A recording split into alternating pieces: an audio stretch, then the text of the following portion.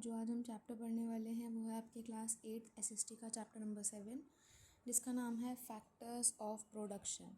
ठीक है, प्रोडक्शन का मतलब क्या होता है? किसी चीज़ का निर्माण। कोई चीज़ जो बनती है, प्रोड्यूस हो रही है, उसके क्या क्या फैक्टर्स हैं, किन किन लेवल से होके वो निकलती है, उस बारे में हम इस चैप्टर में पढ़ने वाले हैं। तो चलिए शुरू करते हैं। हैव यू एवर वंडर्ड, कभी आपने सोचा है, how your clothes, shoes, school bag, furniture, phone, computer etcetera are made? आपने सोचा है कि ये सारी चीज़ें बनती कैसे हैं, कहाँ बनती हैं? Every product around you goes through a production process before it finally reaches you. ऐसा तो होता नहीं है कि भाई कंप्यूटर आपको कहीं पे बिल्कुल ही एक जगह होगी और वहाँ से बस ऐसे बना बनाया मिल रहा है, नहीं ना। आपको जो कंप्यूटर मिल रहा है वो पहले एक जगह पे इकट्ठा हुआ, उसके बहुत सारे पार्ट्स जो थे वो असेंबल किए गए एक जगह पे, उसके बाद उनको एक कंप्यूटर में फ़िट किया गया और फिर वो एक कंप्यूटर बना, है ना। या फिर आपका फर्नीचर होता है, तो ऐसा तो है नहीं कि पेड़ पेड़ में से अपने आप ही एक जो आपका सोफ़ा है वो बन के निकल आता है। उस पेड़ की लकड़ी को लिया जाता है, उस लकड़ी को फिर और फाइन प्रोडक्ट्स में करके उसके बाद उससे कोई सब्सटेंस बनाया जाता है, कोई सोफ़ा बनाया जा रहा है, कोई फर्नीचर बनाया जा रहा है। ठीक, एवरी प्रोडक्ट अराउंड यू, जो भी प्रोडक्ट आपके आसपास है, goes through a production process. एक प्रोडक्शन प्रोसेस से वो निकलता है हमारे तक पहुंचने से पहले। Okay, this production process involves using resources or inputs required to produce the final product। वो बता रहे हैं कि इसमें बहुत सारे इनपुट्स का, बहुत सारे मटेरियल का, रिसोर्सेज का इस्तेमाल होता है एक फ़ाइनल प्रोडक्ट को तैयार करने के लिए।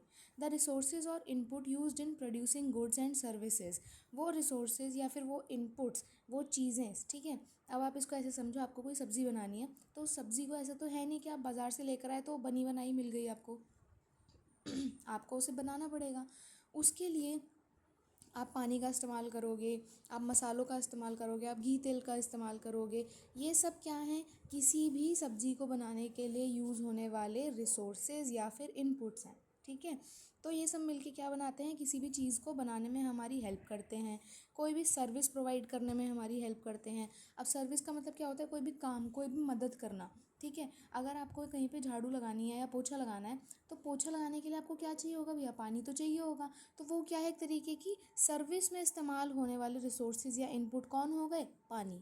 ठीक है, तो इन सब चीज़ों को हम क्या कहते हैं? Factors of production. सामान कहाँ से आ रहा है, कैसे आ रहा है, फाइनल प्रोडक्ट तक कैसे उसको लाया जा रहा है, वो सब क्या है? हमारा factors of production. Okay, meet Ratna who runs a small restaurant named pause point on the city outskirts. वो बताते हैं कि रत्ना एक छोटा सा रेस्टोरेंट चलाती है जिसका नाम है pause point. Popular among highway travellers, ये हाईवे पे है, तो जो हाईवे पे जाने वाले बड़े बड़े गाड़ियाँ हैं, बहुत सारे लोग हैं, उनमें काफ़ी फेमस है ये। For its tasty high quality food, इसके खाने के लिए और बहुत ही मतलब इसके खाने की क्वालिटी के लिए और इसके टेस्ट के लिए बहुत ज़्यादा फेमस है। Pause point is growing with a team of 7 people who assist Ratna in managing the business. अब ये जो हमारा ये रेस्टोरेंट जो बताया गया है वो सिर्फ कितने लोगों क्या काम से चल रहा है? उसके अंडर 7 लोग काम करते हैं, वही 7 लोग इस पूरे बिजनेस को मैनेज करते हैं। When she started 5 years ago, she had to choose a location। 5 साल पहले जब उसको शुरू करना था तो उसे एक लोकेशन चूज़ करनी थी। ठीक, उसके बाद उसे क्या करना था? Organise money for rent. अब भाई कोई जगह खरीदेंगी या कोई जगह अगर रेंट पे भी लेंगी तो उसके लिए पैसे तो चाहिए, उसका किराया देना होगा, उसे ख़रीदने के लिए जो पैसे लगेंगे। इक्विपमेंट चाहिए होंगे। अब रेस्टोरेंट ऐसे ही तो शुरू नहीं हो जाता है ना, उसमें इक्विपमेंट्स की ज़रूरत पड़ती है। बड़े बड़े बर्तन, स्टोव, बर्नर, सब चीज़ों की इस्तेमाल पड़ेगा। स्टाफ की भी ज़रूरत थी, सामान भी ख़रीदना था सब्ज़ी बनाने के लिए, जो भी खाने पीने के लिए। And plan how to make her dream a success, और उसको सोचना था सारा कि भाई मैं अपने सपने को सक्सेस में कैसे बदलूँ। बिजनेस और enterprises combine various input और factors of production to create goods and services। वो बता रहे हैं बिजनेस में या फिर इंटरप्राइजेज में इन सब में क्या होता है? बहुत सारे फैक्टर्स होते हैं, बहुत सारी चीज़ें होती हैं, वो सब मिलके इकट्ठी होती हैं और क्या करती हैं? Goods and services. यानी मान लो जैसे ऊबर, ओला और ये रैपिडो वगैरह होते हैं, ये क्या है? ये हमें सर्विस प्रोवाइड कर रहे हैं। क्या सर्विस प्रोवाइड कर रहे हैं? ट्रांसपोर्ट की सर्विस प्रोवाइड कर रहे हैं। तो भाई ये ऐसे ही तो शुरू हो नहीं गया होगा कि भाई रैंडम बंदे को मैं फ़ोन करके बोलूँगी कि अरे इस जगह आना है, नहीं ना। मेरे को एक एक ऐप बनाई गई, उस ऐप पे मैं अपनी बुकिंग करूँगी कि भाई मुझे इस जगह से इस जगह तक जाना है। तो ये सब क्या है? रैपिडो हमें सर्विस दे रहा है किसकी, ट्रांसपोर्ट की। तो बहुत सारे फैक्टर्स जो थे, जैसे कि ऐप को डेवलप करना और ड्राइवर ढूंढना कि भाई रैपिडो चलाएगा कौन, उसके लिए बाइक अरेंज करना, उसके लिए इंश्योरेंस अरेंज करना, ये सारी छोटी छोटी छोटी छोटी चीज़ें मिलके हमें क्या दे रही हैं, सर्विस दे रही हैं। Which also generate opportunities for people to engage in economic activities. अब सोचो इन सब चीज़ों के आने से, आप देखोगे ब्लिंकिट, जेप्टो, इन सब के आने से क्या आपको देखने को मिलता है कि एम्प्लॉयमेंट आया है। मतलब लोगों में बेरोज़गारी थोड़ी सी कम हुई। क्यों? क्योंकि इसी माध्यम से लोगों ने नौकरी ज्वाइन करी, इसी माध्यम से लोग किसी ना किसी काम में जुटे। जिन्हें किसी कंपनी में जॉब नहीं मिल रही, कुछ नहीं मिल रही, तो उन्होंने क्या किया, अगर उनको ज़रूरत थी तो उन्होंने ये डिलीवरी पार्टनर वाली जॉब्स को चूज़ किया। तो ऐसे ही वो बताना चाह रहे हैं कि ये सारे जो इकोनॉमिक एक्टिविटीज़ हैं वो एक ही अकेले बंदे से नहीं चलेंगी, उसमें बहुत सारे फैक्टर्स हैं इंक्लूडेड, वो सब मिलके एक गुड्स एंड सर्विसेज का निर्माण करेंगे। ओके, चलिए यहाँ देखिए, ये बताया गया types of shop number in the locality के, ये शॉप्स के टाइप लिखे गए हैं। वो एक लोकेलिटी में, एक इलाके में कितनी मात्रा है उनकी वो लिखी गई है। वो क्या क्या सर्विसेज देते हैं वो बताया गया है। और टाइप्स ऑफ इनपुट रिक्वायर्ड, अब उनकी दुकान को चलने के लिए भाई सामान की भी तो ज़रूरत होगी। अब अगर कोई रेस्टोरेंट है तो एक जगह पे कितने हैं, वो 8 हैं। वो हमें क्या प्रोवाइड कर रहे हैं, बना बनाया खाना, स्नैक्स और बेवरेजेस यानी पीने के लिए चीज़ें हमें प्रोवाइड कर रहे हैं। अब उन्हें किन किन चीज़ों की ज़रूरत पड़ेगी भाई हमें ये सर्विस देने के लिए, उन्हें चाहिए होंगे रॉ इंग्रेडिएंट, वो खाना हमें बना बनाया तभी तो देंगे जब उनके पास खुद सब्ज़ी होगी। फ्रूट्स चाहिए होगा, गैस चाहिए होगा, यूटेंसिल्स, कुक, हेल्पर, इन सब चीज़ों की उन्हें ज़रूरत पड़ेगी। ठीक ऐसे ही ये सारी टेबल में लिखा गया है कि किन किन चीज़ों के लिए क्या क्या, कितनी उस जगह पे शॉप्स हैं, वो हमें क्या सर्विस दे रही हैं, और उन्हें किन किन चीज़ों का इनपुट्स की ज़रूरत पड़ेगी। Okay, in economics the input used in production process और फैक्टर्स आर ऑफ प्रोडक्शन। वो बताते हैं इकोनॉमिक्स में जो भी इनपुट, जो भी मटेरियल आप यूज़ कर रहे हो किसी भी चीज़ के निर्माण को करने में, वो कितने टाइप्स में डिवाइडेड है भैया, 4 टाइप्स में। पहला लैंड, दूसरा लेबर, तीसरा कैपिटल और चौथा एंटरप्रेन्योरशिप। मतलब क्या होता है इन सब का, चलिए। लैंड का मतलब तो आपको पता है ज़मीन, लेबर का मतलब होता है जितने भी मज़दूर हैं, और कैपिटल का मतलब क्या हुआ, कैपिटल का मतलब हुआ पैसा। ठीक है, कि मान लो आपको कोई भी बिज़नेस शुरू करना है, आपको कुछ भी सर्विस देनी है। फॉर एग्ज़ाम्पल आप वो लूम बैंड्स से बनाते हो ना, जो फ्रेंडशिप बैंड्स बनाते हो, बीड्स से बनाते हो, तो भाई अगर आपको उसका बिज़नेस भी शुरू करना है तो आपके पास खुद भी तो रॉ मटेरियल होना चाहिए। तो वो कहाँ से आएगा, कैपिटल से आएगा। आप पैसे दोगे मार्केट में जाके तब आपको मटेरियल मिलेगा, उस मटेरियल से आप कुछ चीज़ बनाओगे और तभी आप उसको बेच पाओगे। ठीक, और लास्टली एंटरप्रेन्योरशिप क्या होता है, बिजनेस ही होता है। मतलब ये बिजनेस का ही आप समझ लो, इसका थोड़ा सा मॉडिफाइड नेम है। इसमें क्या होता है कि कोई व्यक्ति जब कोई बिजनेस स्टार्ट करता है प्रॉफिट के लिए या फिर किसी भी अपने ऑब्जेक्टिव के लिए, उसको हम क्या बोलते हैं, एंटरप्रेन्योरशिप बोलते हैं। ठीक है, technology is a facilitator and a crucial factor. जो टेक्नोलॉजी है वो एक मार्गदर्शक की तरह हमारा काम करती है, एक बहुत ही क्रूशियल फैक्टर है दैट इनेबल्स इंटरप्राइजेज। मतलब क्या है इसका, इंटरप्राइजेज यानी जितनी भी हमारे पास बिजनेस रिलेटेड चीज़ें हैं, जितना भी हमारी शॉप रिलेटेड चीज़ें हैं, उसमें हमारे लिए बहुत ही इंपॉर्टेंट फैक्टर रोल क्या है, प्ले करता है। To produce more goods with the same or fewer inputs. मतलब थोड़े से ही सामान से ज़्यादा इनपुट देना ही असल बिजनेसमैन का क्या होना चाहिए, गोल होना चाहिए। कि उसकी, तो हमें क्या करना चाहिए कि हमें ऐसा सेटअप करना चाहिए जहाँ से हमारा जो गुड्स है, हमारा जो कैपिटल है वो कम लगे और उससे होने वाला प्रॉफिट क्या हो भैया, ज़्यादा हो। ठीक, तो यहाँ पे बता रहा है कि with the same or fewer input से ही अपना प्रोडक्शन करना। Let's learn more about these inputs. अब हम इन इनपुट्स के बारे में पढ़ते हैं। फैक्टर्स ऑफ प्रोडक्शन के 4 टाइप्स पढ़े थे आपने, लैंड, लेबर, ये वाले 4 पढ़े थे ना, लैंड, लेबर, कैपिटल और एंटरप्रेन्योरशिप। तो ऐसे ही हम पहले पढ़ रहे हैं लैंड, जो कि एक ऑब्वियसली क्या है, नेचुरल रिसोर्स है, कोई उसे खुद से तो बनाता नहीं है। The word land in economics encompasses not only geographical land but also natural resources like soil, forest, water, air, sunlight, mineral, oil and natural gas. अब आप इसको ऐसे समझो, फॉर एग्ज़ाम्पल आपने एक पापड़ का बिज़नेस स्टार्ट किया। ठीक है, अब आपको पापड़ बनाने हैं तो भाई आपको, आपके पास ऑप्शन है कि या तो आप उसको किसी अवन में किसी जगह पे सुखाओ। ठीक है, जो हमारे होते हैं ना, बड़े बड़े अवन्स होते हैं जहाँ पे हम इसको फर्मेंट करने के लिए रख देते हैं, तो आपके पास या तो ये ऑप्शन है। नहीं तो अगर आपको नेचुरल रिसोर्सेज का इस्तेमाल करना है तो आप क्या करोगे, पापड़ लोगे और उसको छत पे सुखा दोगे। छत पे क्या मिलेगी, उसे धूप मिलेगी तो सूख जाएगा।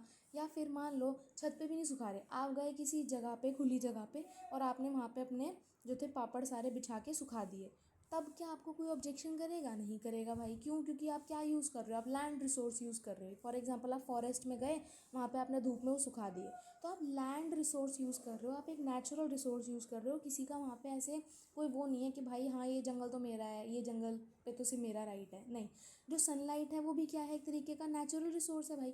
सनलाइट पे क्या किसी को रेंट देते हुए देखा है कि हाँ भाई इतनी सनलाइट ही ले सकता है, तो उसका बिल पे कर? नहीं ना।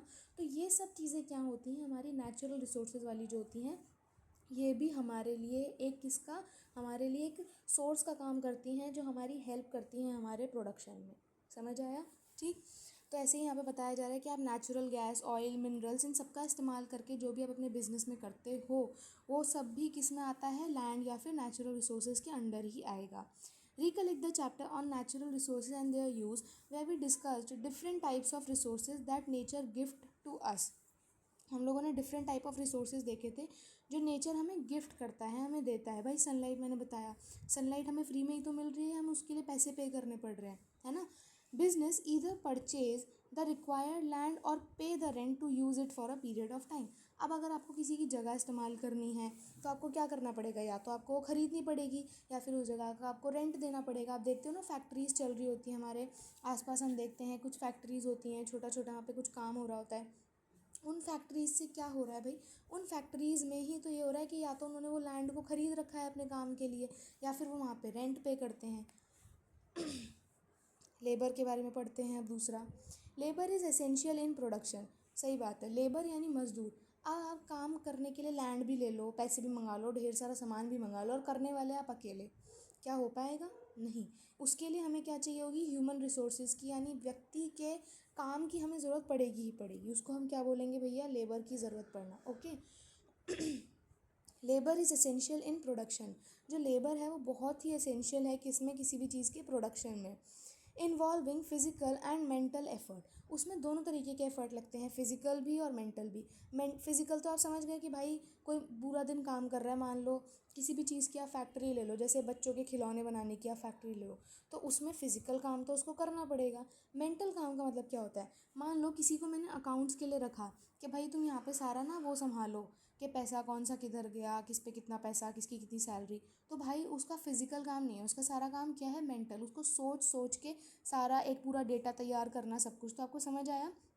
लेबर का दोनों तरीके का काम इन्वॉल्व होगा, फिजिकल भी और मेंटल भी।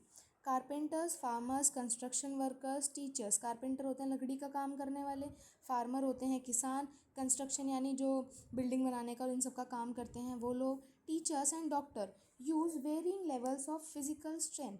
मतलब उनके पास डिफरेंट डिफरेंट लेवल की फिजिकल स्ट्रेंथ। अब टीचर का ऐसा तो है नहीं कि भाई बस फिजिकल स्ट्रेंथ इंक्लूडेड है, इन्वॉल्व हो रही है। बहुत सारे तरीके की टीचर को स्ट्रेंथ लगानी पड़ती है। कैसे? Physical strength, knowledge and skill. भाई टीचर तभी पढ़ा पाएगा ना जब उसको खुद को नॉलेज होगी, ठीक, उसको स्किल होगी, उसके पास कला होगी बच्चों को पढ़ाने की। Everyone contribute differently through their work. हर कोई अपने अपने काम से अलग अलग तरीके से कंट्रीब्यूट करता है। जैसे एक स्कूल में सारा काम टीचर्स का ही नहीं होता, वहाँ पे सफाई करने वाले वर्कर्स भी होते हैं, कुछ सामान को इधर से उधर ले जाने वाले पियोन्स भी होते हैं, ठीक है, जिनको हम चपरासी कहते हैं, वो सब लोग भी होते हैं। तो ऐसे different different level of staff से ही एक ऑर्गेनाइजेशन क्या होती है? चलती है। तो हर कोई अपने अपने काम से कंट्रीब्यूट करता है, ठीक है, जो चीज़ में वो परफेक्ट है उस काम से वो अपने आप को वहाँ पे कंट्रीब्यूट करता है, अपना योगदान देता है। ओके। हेल्पिंग क्रिएट गुड्स, किसी भी सामान को बनाने में या फिर सर्विस प्रोवाइड करने में। यानी सर्विस का मतलब आपको बताया ना, सर्विस का क्या मतलब होता है? किसी को भी सेवा देना, ठीक है। मैंने आपको डिलीवरी का एग्जांपल दिया था, मैंने आपको ट्रांसपोर्ट वाली सर्विस का एग्जांपल दिया था। तो ये क्या है? हमें एक तरीके से सर्विस ही तो दे रहे हैं ना, हमारे लिए काम ही तो कर रहे हैं, ठीक। तो ऐसे बहुत सारे लोग मिलके एक सर्विस या फिर किसी भी चीज़ के निर्माण में हेल्प करते हैं। Okay. People as a resource. Human beings play a key role in economic activities and production process. Humans का बहुत बड़ा रोल है किसमें? किसी भी इकोनॉमिक एक्टिविटी में, किसी भी प्रोडक्शन के प्रोसेस में। As they apply their knowledge, क्योंकि भाई वो अपना दिमाग भी वहाँ लगाते हैं, अपनी कला को भी वहाँ इस्तेमाल करते हैं। डिसीजन मेकिंग एबिलिटीज़ भी होती हैं। मतलब भाई अगर मैंने आपको बताया कि कोई खिलौने वाली फैक्ट्री है, तो उसमें किसी का दिमाग तो लगा ही है ना कि वो फैक्ट्री कैसे सेटअप होगी, उसमें कौन सी मशीन का इस्तेमाल होगा, ठीक है।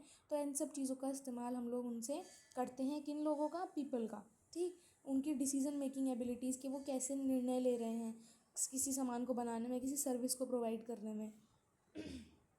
For example, a police officer maintains law and order, a scientist invent new technologies, a chef develops a new recipe etc. तो भाई इन सब में उनकी फिजिकल लेबर थोड़ी ही लग रही है, मतलब सब कुछ फिजिकल से ही थोड़ी हो रहा है, नहीं ना। उनका मेंटल प्रेशर भी तो हो रहा है, उनको सोचना भी तो पड़ रहा है। एक शेफ़ है, वो रेस्टोरेंट में काम करता है, तो भाई ऐसा तो है नहीं कि वो रोबोट की तरह बस कुछ भी करता रहेगा, नहीं। उसको क्या लग रहा है, उसका दिमाग भी तो लग रहा है, उसको सोचना भी तो पड़ रहा है कि मेरे को क्या बनाना है, कैसे बनाना है, जो भी चीज़ उसका काम में उस टाइम इम्पॉर्टेंट है ना। They all require a special set of knowledge. अब भाई पुलिस को मैं बोल दूँ कि भाई आप शेफ़ की जगह काम करो, और शेफ़ को बोल दूँ पुलिस की जगह, क्या वो कर पाएंगे? नहीं। क्यों? क्योंकि एक सेट ऑफ नॉलेज चाहिए होती है, एक स्किल चाहिए होती है किसी भी टास्क को परफेक्टली परफॉर्म करने में, ठीक है। Of course they all must have dedicated to their work to do a good job. उन्होंने अपना पूरा ही अपना वो क्या करते हैं, अपनी पूरी एफर्ट लगा देते हैं अपने काम को करने में। The word labour refers to the physical and mental effort used in production. Labour का मतलब क्या होता है कि कोई भी ऐसा व्यक्ति या कोई भी ऐसी चीज़ जिसमें आपका फिजिकल और मेंटल एफर्ट जो है, मतलब आपकी जो फिजिकल यानी आपका जो भी शारीरिक, और मेंटल यानी आपका पूरा मानसिक, दोनों तरीके का इस्तेमाल पूरी तरीके से हो रहा है किसी भी चीज़ के प्रोडक्शन में। However, human capital refers to the specialized skill. Human capital का मतलब क्या होता है? Specialized skill. कोई व्यक्ति जो अपने काम में बिल्कुल ही अच्छे से निपुण है, उसको पूरा सब कुछ आता है, उसकी एक स्पेशलाइज स्किल है, नॉलेज है, एबिलिटीज़ हैं, एक्सपर्टीज़ हैं, required to perform that labour. अब एक मैं केमिकल इंजीनियर, जैसे यहाँ पे दिखाया हुआ है, केमिकल इंजीनियर को बोल दूँ भाई तुम एक सॉफ्टवेयर डेवलप करो, और सॉफ्टवेयर डेवलपर को बोल दूँ कि तुम केमिकल इंजीनियरिंग करो, क्या हो पाएगा? नहीं हो पाएगा। क्यों? क्योंकि ये अपनी स्किल में परफेक्ट है और ये अपनी स्किल में परफेक्ट है। तो ऐसे ही वो बता रहे हैं कि हर किसी की अपनी स्किल्स, नॉलेज और एबिलिटीज़ होती हैं जिस फील्ड में वो काम कर रहे हैं उसके related. Human capital is not just the basic effort of labor but also the quality and efficiency of that labour. वो बताते हैं कि ये जो ह्यूमन कैपिटल है वो सिर्फ इसलिए नहीं है कि बेसिक एफर्ट्स लग रहे हैं, लेबर लग रहा है, ये इसमें क्या और भी डेवलप हो जाता है, quality efficiency of that labour, कि वो लेबर अच्छे से क्या कर पाए, काम कर पाए, उसकी लेबर की एफिशिएंसी भी इसमें इंक्लूड हो जाती है, ठीक। फैसिलिटेटर्स ऑफ ह्यूमन कैपिटल, मतलब फैसिलिटेटर मतलब उनकी मदद कौन करता है, मार्गदर्शन कौन करता है, ठीक। Education and training. Obviously chemical engineer अगर ये बनी है, अपने काम में एकदम परफेक्ट हुई है, अपनी स्किल इसने सीखी है, तो कैसे सीखी होगी? इसने पढ़ाई की होगी, इस चीज़ की ट्रेनिंग ली होगी, ठीक। Education helps individual gain knowledge. Education क्या करती है? व्यक्ति को हेल्प करती है कि वो क्या गेन करें, नॉलेज गेन करें।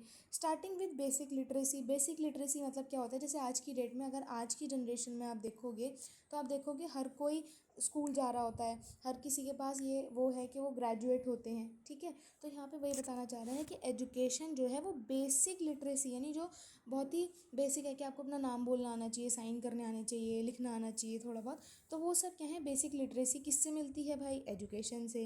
And extending to expertise in specific field. देखो केमिकल नेम वगैरह, केमिकल्स के बारे में आपको अभी 8th क्लास से और आपके 6th क्लास से इवन साइंस में शुरू हो जाता है। आपको H2O छोटे छोटे जो हैं केमिकल नेम सिखाने शुरू कर दिए जाते हैं।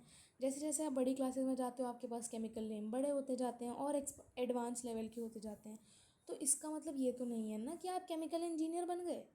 आपने 10 फार्मूले सीख लिए अपने स्कूल लाइफ में, तो दैट डजंट मीन ना कि आप लोग केमिकल इंजीनियर बन गए, ठीक। आपने अपनी साइंस की बुक में लाइफ प्रोसेस वाला चैप्टर पढ़ लिया, ह्यूमन बॉडी के बारे में पढ़ लिया, तो ऐसे कहोगे कि आप तो मैं डॉक्टर बन गया, नहीं ना। आपने अभी बेसिक एजुकेशन, जितनी बेसिक ज़रूरत है आपने उसको समझा है। अगर आपको उसमें आगे और एक्सपर्टीज़ करनी है तो आपको भाई और एडवांस लेवल की पढ़नी होगी, ठीक है। अगर मान लो आपको केमिकल नेम अच्छे लगे, आपको लगा कि अरे मैं तो ये, मुझे तो बड़े इंटरेस्टिंग है, मुझे अच्छे से याद हो जाते हैं, तो आप क्या कर बनने की कोशिश करोगे? Chemical engineer. अगर आपका कंप्यूटर में इंटरेस्ट है तो आप सॉफ्टवेयर डेवलपर बनने का। अगर आपको एग्रीकल्चर में इन सब में इंटरेस्ट है तो आप टी प्लांटेशन वर्कर बनने का ट्राई करोगे। समझ रहे हो मैं क्या कहना चाह रही हूँ? कि बेसिक नॉलेज तो हमें दे दी जाती है, लेकिन अगर हमें उस फील्ड में एक्सपर्टीज़ करनी है, बहुत अच्छे से उसके बारे में और जानना है, तो हमें और एजुकेशन उसके बारे में पानी होगी। What you learn in school enriches your knowledge. ये लो अगली लाइन में वही चीज़ आ गई कि जो भी चीज़ आप पढ़ते हो वो आप अपनी नॉलेज में कौन से लेवल पे पढ़ रहे हो भाई? स्कूल में पढ़ रहे हो। And prepares you to solve real world problems. जो भी चीज़ें आप स्कूल में देख रहे हो वो आपको किस चीज़, किस उसके लिए तैयार कर रही है कि आप रियल वर्ल्ड की प्रॉब्लम्स को फेस कर सको, उन्हें देख सको, समझ सको। For a civil engineering student learns principle of design and material which are applied to building infrastructure like roads and bridge। अब एक सिविल इंजीनियरिंग का कोई बच्चा है, उसको ऑब्वियसली वो पूरे टाइम क्या पढ़ रहा है, इन्हीं सब चीज़ों के बारे में पढ़ रहा है। सिविल इंजीनियर क्या पढ़ते हैं भाई, रोड्स बनाना, बिल्डिंग्स बनाना, इन सब के बारे में, ठीक है। कंस्ट्रक्शन वाले जो होते हैं उनको हम क्या बोलेंगे, सिविल इंजीनियरिंग वाले बोलेंगे, ठीक है। तो वो पूरा दिन क्या पढ़ रहे हैं कि बिल्डिंग कैसे बनेगी, उसका डिज़ाइन कैसे होगा, क्या मटेरियल यूज़ होगा, रोड्स कैसे बनेंगी, ब्रिज कैसे बनेंगे। The challenge lies in creating durable, cost efficient and eco friendly solution. अब उन्हें क्या करना है, पढ़ तो लिया, लेकिन हमें क्या करना है, अपनी इकोनॉमी के हिसाब से देखते हुए हमें कॉस्ट एफिशिएंट मतलब जो पैसों में भी कम हो, टिकाऊ मतलब ड्यूरेबल हो, इको फ्रेंडली हो, हमारे नेचर को भी हार्म ना करे, ऐसे सॉल्यूशंस को ढूंढने की ज़रूरत है। This is achieved through training. अब ये कैसे प्राप्त होगी, ट्रेनिंग से। भाई आप ट्रेनिंग लोगे अच्छे से, तभी तो आप एक्सपेरिमेंट्स करोगे कि भाई क्या चीज़ हम इस्तेमाल कर सकते हैं उससे ये सही हो, ये सही हो। Such as observing construction sites, testing materials, understanding safety procedures. वो बता रहे हैं कि ये सब चीज़ें करने से एक सिविल इंजीनियरिंग वाले बच्चे को अगर मैं कंस्ट्रक्शन साइट पे लेके जाऊंगी, वहाँ पे मटेरियल क्या क्या यूज़ हो रहा है वो बताऊंगी, इन सब चीज़ों से भाई उसको क्या समझ आएगा, वही तो वो पढ़ रहा है। तो उसको इन सब चीज़ों के बारे में क्या होगी, नॉलेज होगी, और वो आगे उसकी हेल्प करेगा। With education and training individuals are prepare to excel in their careers. इसी इंडिविजुअल ट्रेनिंग के माध्यम से हम बच्चों को तैयार करते हैं कि वो आगे अपने करियर में क्या करें, अच्छा करें, ठीक। चलिए अगला है हमारा important, health care. A good health supports cognitive development. हमारे मस्तिष्क के, हमारे ओवरऑल डेवलपमेंट में हेल्प करने के लिए किसका काम है भाई, हेल्थ केयर का, ठीक। Allowing children to attend school regularly. बच्चों को अलाउ करना कि भाई वो रोज़ स्कूल अटेंड करें, अच्छे से सीखें। Similarly workers are able to give their best physically and mentally. Workers भी जो होते हैं वो फिजिकली और मेंटली दोनों तरीके से अपना पूरा अच्छे से बेस्ट देते हैं। when they are of sound body, they are able to do more in shorter time period, be creative and do not have to be away from work due to ill health। अब देखो health care का काम क्या है। हम लोगों ने ऊपर 4 फैक्टर्स पढ़े थे प्रोडक्शन के। 4 फैक्टर्स में से आपने एक पढ़ा लेबर। अब भाई लेबर होता है काम काज हो रहा है, जो भी मजदूरी कर रहे हैं वो लोग। तो जो भी वो काम हो रहा है, वो जो लेबर जो उसको काम कर रही हैं, अब वो काम क्यों हो पा रहा है भाई, लेबर की वजह से हो पा रहा है। अगर लेबर ही बीमार पड़ गए तो लेबर क्या उस काम को कर पाएंगी, नहीं। क्या वो प्रोडक्शन हो पाएगा, नहीं। क्या हमें कोई फाइनल सामान यानी फाइनल गुड्स या फिर कोई फाइनल सर्विस मिल पाएगी, नहीं मिल पाएगी। तो इन्हीं सब के अच्छे से काम करने के लिए जिम्मेदारी कौन लेता है, हेल्थ केयर। कि भाई ये लोग अच्छे से काम करेंगे, इसकी जिम्मेदारी मेरी। कैसे जिम्मेदारी, कि भाई ये लोगों को ठीक करता है। हेल्थ केयर में क्या है कि कोई व्यक्ति बीमार है उसको ठीक करना। अब उसे ठीक करके इन्होंने क्या किया, उसको दोबारा से फिट बना दिया कि वो अपने काम में लग जाए। समझे, कि कोई लेबर अगर बीमार हुई तो उन्होंने क्या किया, डॉक्टर के पास गए, हॉस्पिटल गए, तो हेल्थ केयर सर्विसेज जो है उन्होंने क्या प्रोवाइड किया, उस व्यक्ति को दवाई दी, ट्रीटमेंट किया, उसको ठीक किया, और वापस से वो फिर क्या लग जाएगा, अपने काम पे लग जाएगा। तो हेल्थ केयर का योगदान समझ आया, ठीक है। चलिए आगे पढ़ते हैं। Social and cultural influence. A culture of hard work, continuous improvement and endeavouring to do things well has help countries to move forward. वो बताते हैं कि एक आदत है लोगों में हार्ड वर्क करने की, एक दूसरे की हेल्प करने की, इम्प्रूवमेंट के लिए हमेशा मतलब करने की, कि भाई हमेशा हमारा जो देश है वो इम्प्रूव करे, डेवलप हो। इन सब चीज़ों से ही कंट्री जो है आगे बढ़ती है, ठीक। There is Japanese concept called kaizen, ठीक है। एक जापान का एक कंसेप्ट है, जापानीज़ कॉन्सेप्ट है, जिसका नाम है क्या, kaizen, which means continuous improvement. Japan एक बहुत ही डेवलप्ड कंट्री है, ये बात ध्यान रखना। जापान मतलब बहुत ही हर चीज़ में वो बहुत ज़्यादा एडवांस्ड है, बहुत डेवलप्ड है, ठीक। तो वो किस प्रिंसिपल पे चलती है, किस सिद्धांत पे चलती है, कॉन्टीन्यूअस इम्प्रूवमेंट। यानी हमेशा हमें क्या करते रहना चाहिए, इम्प्रूव करते रहना चाहिए, अपने आप को बेहतर बनाते रहना चाहिए। This concept has been applied in Japan since mid 1940s। 1940 के समय से भी ये वाला कॉन्सेप्ट जो है, ये वाली जो आदत है, वो जापान के लोगों में है। And help Japan achieve higher standards of living for its people. मैंने बताया ना कि इसी की वजह से जापान ने अचीव कर लिया, प्राप्त कर लिया अच्छे standard, higher standards of living for its people. Another example could be that of the German work ethic. अब जर्मनी में भी एक कॉन्सेप्ट है, जर्मन वर्क एथिक बताया गया है कि वहाँ पे भी एक आदत है which is deeply rooted in their history, जो कि उनकी हिस्ट्री से जुड़ी हुई है। Germany is renowned for its high quality industrial output, यानी जर्मनी जो है वो बहुत ही प्रसिद्ध है, बहुत ही मानी जाती है, जानी जाती है high quality industrial input. Factories से जो भी उनका मटेरियल जब बन रहा है, इनपुट हो रहा है, उसके लिए वो जानी जाती है। दे place a high value on punctuality. वो अपनी कीमत, मतलब सोचो, आप इसको ऐसे समझो, कोई लेबर काम कर रहा है, अगर वो बहुत अच्छे से काम करता है तो हम उसे एक्स्ट्रा पैसे दें, एक्स्ट्रा रिवॉर्ड दें, उसको कुछ ऐसी चीज़ दें जिससे उसका हौसला बढ़े, वो अप्रिशिएट हो। तो यहाँ पे भी वही बताया जा रहा है कि वो पंचुअलिटी के लिए लोगों को क्या करते हैं, रिवॉर्ड करते हैं या बहुत ही उसकी वैल्यू करते हैं। अटेंशन टू डिटेल, छोटी छोटी बारीकियों पे ध्यान देते हैं। एंड क्वालिटी, और क्वालिटी में कोई भी कॉम्प्रोमाइज़ नहीं करते। These quality of human capital contributed to their rise as global leader। इन्हीं तीन चीज़ों की वजह से, कि पंचुअलिटी यानी हमेशा समय पे रहना, हमेशा सतर्क रहना, अटेंशन करना, हर छोटी छोटी डिटेल को ध्यान से परखना, और क्वालिटी से कोई कॉम्प्रोमाइज़ ना करना, इन्हीं सब चीज़ों ने उस कंट्री को बहुत ही क्या बना दिया है, एक ग्लोबल लीडर की तरह अच्छे से रिप्रेजेंट करा गया है। कहाँ पे? टेक्नोलॉजी और मैन्युफैक्चरिंग में। ठीक। Challenges to human capital. Human capital के लिए क्या क्या चैलेंजेस हम लोग को फेस करने पड़ते हैं, ठीक है। Our nation has came a long way in various aspects of human capital since independence. Independence के समय से अब तक हमारे उसमें, हमारी कंट्री में, हमारे नेशन में क्या है, बहुत ज़्यादा हम लोगों ने क्या देखा है, डेवलपमेंट देखा है, बहुत सारे आप कह सकते हो पड़ाव देखे हैं, किसमें? ह्यूमन कैपिटल में। Literacy is an important characteristics of population and help enhance skill and productivity of human capital. मैंने आपको बताया कि कोई ऊपर केमिकल साइंटिस्ट जो बना है, ऊपर जो, या फिर कोई टी प्लांट वर्कर बना है, कोई सॉफ्टवेयर डेवलपर बना है, पहले क्या किसी के पास ये ऑप्शंस थे? उन्हें क्या पता चलता था? बहुत ही, मतलब वो जब पढ़ लेते थे, 12th हो जाती थी, सब हो जाती थी, तब जाकर उन्हें पता चलता था कि भाई ऐसी भी कोई जॉब है या ये भी है।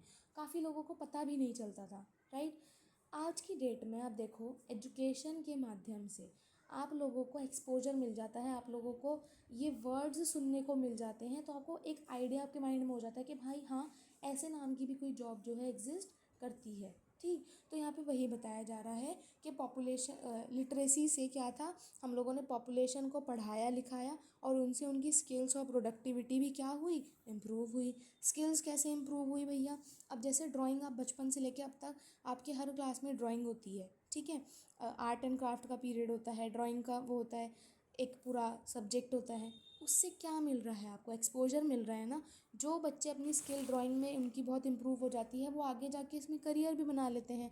तो आपने क्या करा? एजुकेशन के माध्यम से स्किल्स को डेवलप किया, और प्रोडक्टिविटी ऑफ ह्यूमन कैपिटल, यानी एक अच्छे, मतलब आप समझ सकते हो कि बहुत वैल्यूएबल ह्यूमन का भी निर्माण किया। ठीक। जो हमारी इकोनॉमी में, जो हमारे देश को ये डेवलपमेंट में हमारी मदद करेगा।